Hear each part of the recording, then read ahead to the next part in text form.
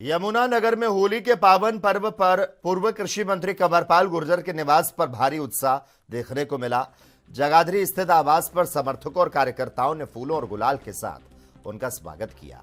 इस दौरान कंवरपाल गुर्जर ने सभी को आपसी प्रेम और भाईचारे का संदेश देते हुए पुरानी कड़वाहट भुलाकर साथ बढ़ने की अपील की। मीडिया से रूबरू होते हुए पूर्व मंत्री ने हरियाणा सरकार के बजट की जमकर सराहना की और इसे किसान हितैषी बताया। साथ ही उन्होंने अंतर्राष्ट्रीय स्तर पर ईरान और अमेरिका के बीच बढ़ते तनाव पर चिंता जाहिर की। उन्होंने जोर देकर कहा, युद्ध किसी समस्या का समाधान नहीं और विश्व शांति के लिए संवाद ही एकमात्र रास्ता है।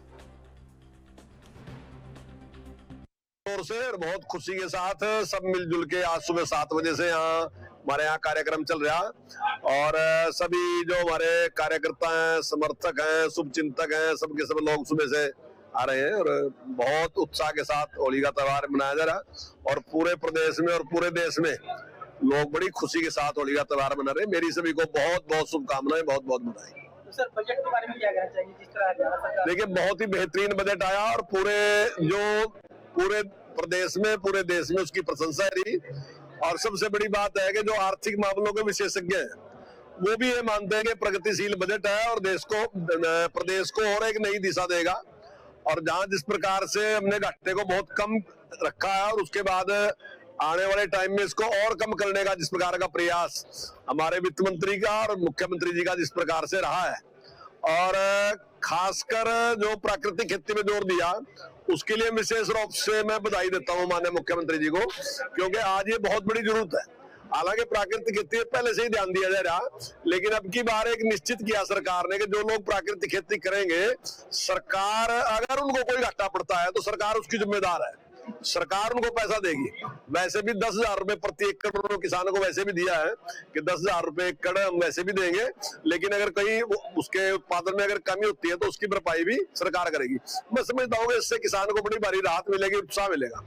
दूसरी बात है कि जो बड़ा और काम किया है, जिसकी पहले से भी हमारी डिमांड भी थी, सबकी सोच भी थी इस प्रकार की कि जो HSIDC की जमीन है तो सरकार ने कहा कि लीज पे देंगे। पहले क्या था कि हमारे यहाँ थोड़ी सी एक मुश्किल आती है कि हरियाणा एक ऐसा प्रदेश है जहाँ सबसे महंगी जमीन है, पूरे देश में सबसे महंगी जमीन हरियाणा में है। तो जो भी इंडस्ट्रियलिस्ट आता था थोड़ी इसको दिक्कत आती थी कि जितना उसका बजट होता था उसमें काफी पैसा जमीन में लगता था। तो अब सरकार ने निर्णय लिया कि हम लीज पे जमीन देंगे। तो मैं समझता हूँ इससे इंडस्ट्री और बहुत ज्यादा बढ़ेगी और बहुत बड़ा जो इन्वेस्टर है वो हरियाणा में आएगा। सर, ईरान और अमेरिका की लड़ाई के बारे में क्या कहना चाहिए?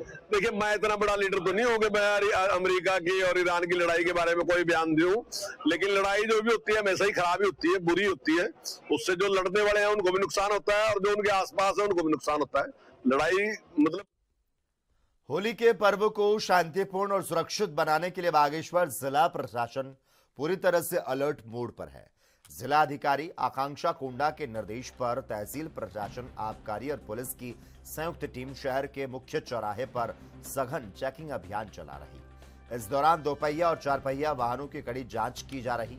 तहसीलदार रिंकू गोस्वामी ने स्पष्ट किया कि अराजक तत्वों और हुड़दंग को रोकने के लिए ये कदम उठाए गए। चेकिंग के दौरान हुड़दंग करने वाले कुछ बाइकर्स के खिलाफ पुलिस ने वैधानिक कार्रवाई की। प्रशासन का मुख्य उद्देश्य रंगोत्सव को हर्षोल्लास और अनुशासन के साथ संपन्न कराना है।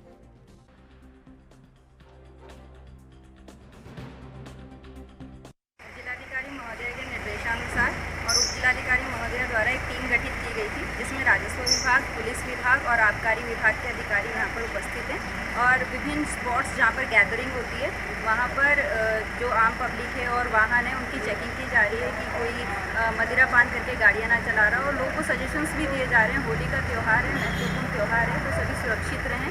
इस क्रम में हमारे द्वारा जो है ये विभिन्न जगहों पर चेकिंग की जा रही है।